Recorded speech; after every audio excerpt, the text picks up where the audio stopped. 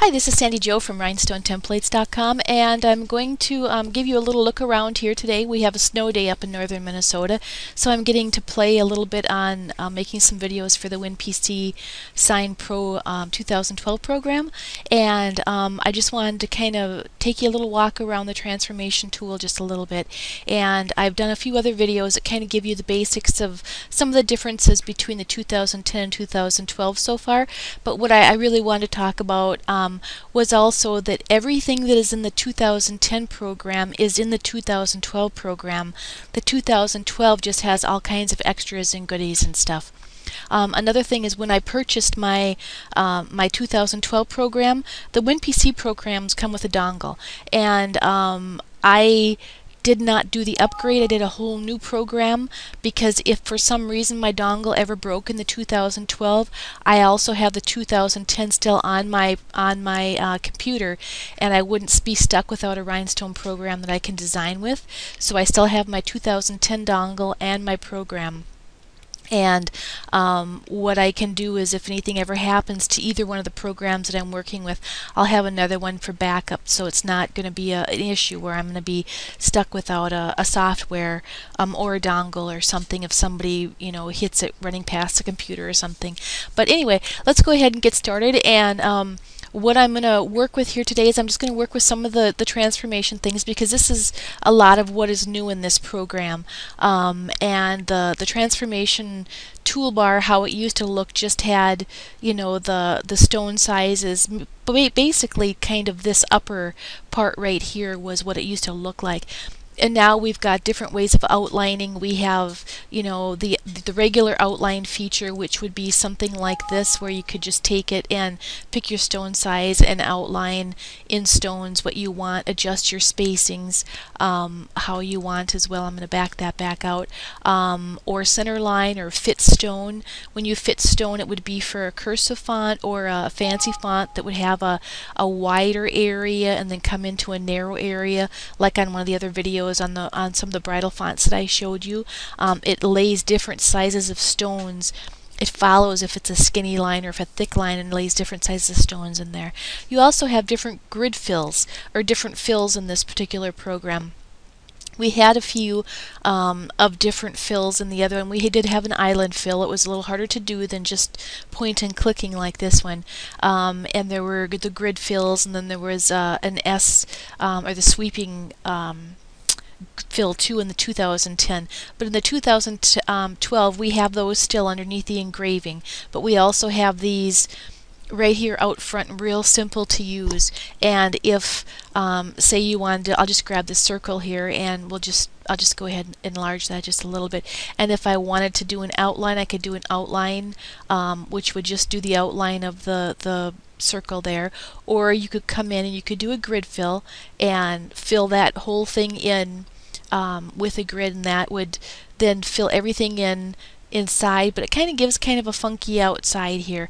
So a lot of us like to work with the island fill on the outside because it gives it a really nice, a soft fill on the outside. Also with the grid fill, you can take and you can do a horizontal shift or a vertical shift with your grid fills, so kind of play with that a little bit too. Sometimes on fonts those are kind of fun to play with. Your island fill, an island fill, you could come through and apply that, and that will have a real smooth outside. And then sometimes on the inside, where like right here there's a hole on the inside that didn't get anything, it's because there would be actually a problem with stones hitting and bumping into each other, so they just don't put one there.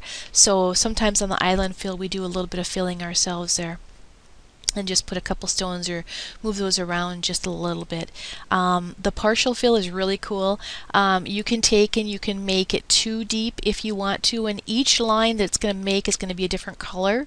I'm going to come back and I'll do a 4 deep so you can see that, and I'm just hitting the apply button, and it's going to take, and each line is going to be, if we want to cut it separate, have it, so it's 4 different lines if we want to. You can do this on any type of design that you do for just 4-line fill, 3-line, 6-line, as many lines as you want to do. So those are some of our fill features that we have. The brush color, the size and color size, and the lasso tool, I went over those on some of the other videos. Just go back to YouTube and look under Rhinestone Monkey and look for the 2012 WinPC videos, and you'll see those. I do have a detect corner that is checked here, and that is just gonna, when it does a fill or anything, it's gonna check for my corners and find out where they are, so I go to the corner. And this is just erase your original when you're doing a fill or an outline or not doing it.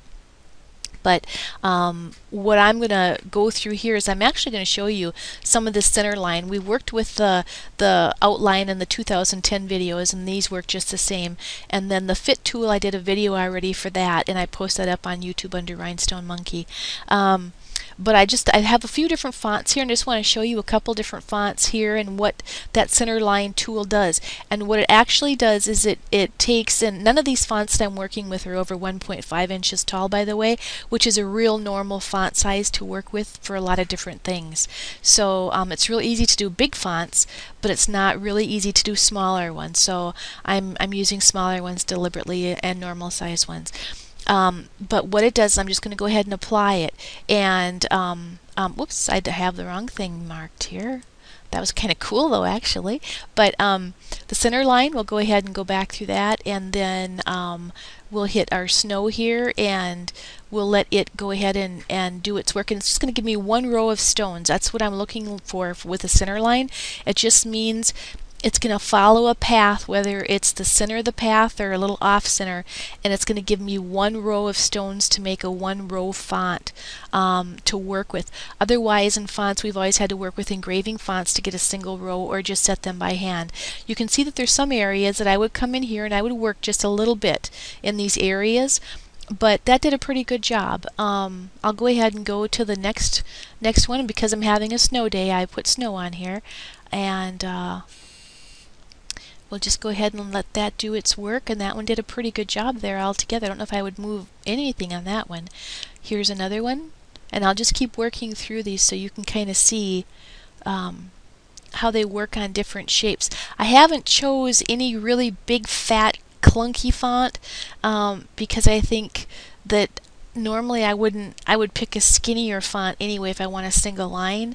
I wouldn't be choosing a big fat one. That one would be like an inline outline or an outline.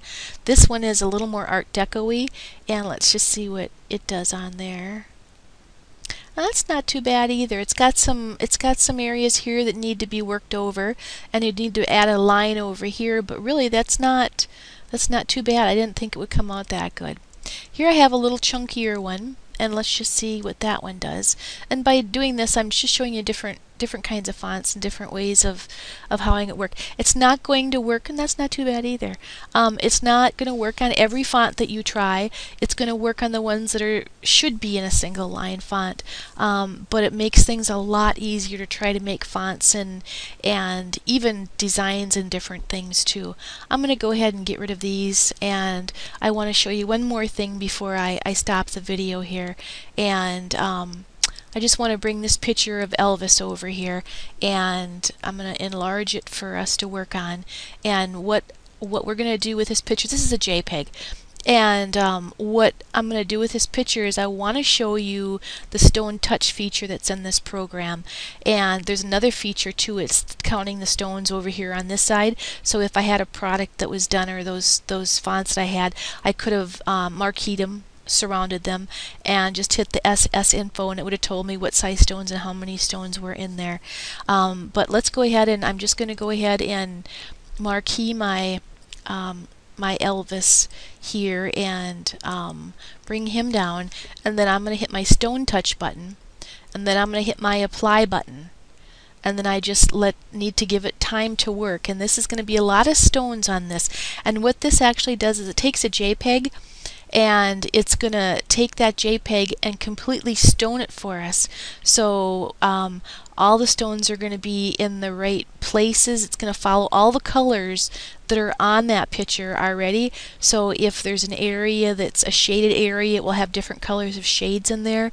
Like the hair will be all dark, his skin will be color, but it will give us, you know, a nice picture when we're done, showing us again what can be done with JPEGs. And this is, I find this a lot, I use this a lot on people's portraits or on dogs or animals or things like that, or even landscaping scenes, sunsets, you know, things like that. And sometimes if it puts too many colors in, because we're not restricting how many colors are going to be used in here, it's going to pick up every color that's in that picture. So when you're done, you could have an amazing amount of colors. So I would also go through when I was done and just look and see how many actually colors that are really in there, and you know, if I want to take and work with that many colors, or if I don't want to take and work with that many colors. Oh shoot, you know, hang on just a second. I did that wrong. I have it on centerline. I didn't have it on, we wanted on outline to do it. I'm sorry. Let's go ahead and do this over again. So I've got it. I've got the circumference here all marqueed and ready to go. I've got it on outline. I've got it on stone touch, and then I've got it on apply. And now we'll let it go ahead, and that was much easier. And you can see this is a really small image that I'm doing here, and you can kind of see the dimension that we brought in through here. Now let's take and I'm going to enlarge my picture, and I'm going to decrease the size of my stones. And now I'm about, I think I'd probably go to about a 15 by 15 if I was putting this on a shirt. So let's run it at a 14 SS and see what it's going to do.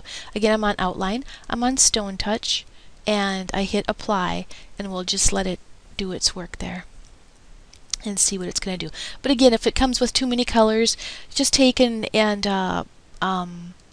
you know, take your colors and, you know, separate them out and make all the, like all the hair, it's going to pull different dimensions in his hair.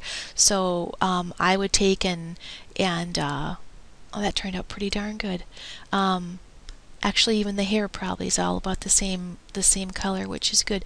I would probably leave that, the skin, I would come in and make all the skin with my lasso tool. I would come in and make all that one color, so it wouldn't be so hard for me to go ahead and try to pick up all these different colors. Unless you want to get really super intricate and do that, you could do that too. But that's the stone touch, and that's how the stone touch works. Again, this is Sandy Jo at rhinestonetemplates.com. I help do support over at the Winpcsign 2010.com forum, and it's a forum that is run by HeatPressVinyl.com, one of the sellers of the WinPC 2010 and 2012 programs. And again, if you have the 2010 program, don't think about getting rid of it. Keep it as a backup, because it's just going to be good in case anything would ever happen with your dongle or anything in your program. You know, and if you need any help with any of the features of the programs or have any questions, get a hold of me at rhinestonetemplates.com, or you can also get a hold of, join the website or the forum, the support forum, Winpcsign2010.com, and we do all kinds of things there. We do science and embroidery and sublimation and all kinds of rhinestone programs. It's not just all about WinPC, but we do share everything that we know there too. We've got almost 600 members, so join us on there. And if you need any rhinestones or supplies or template material, I sell sticky flock template material and the green rubber template material, as well as mini download different designs that you can download and just send right to your cutter, and they're ready to go to, and alphabets and stuff. But again, if you need anything, just get a hold of me, Sandy Jo, at rhinestonetemplates.com.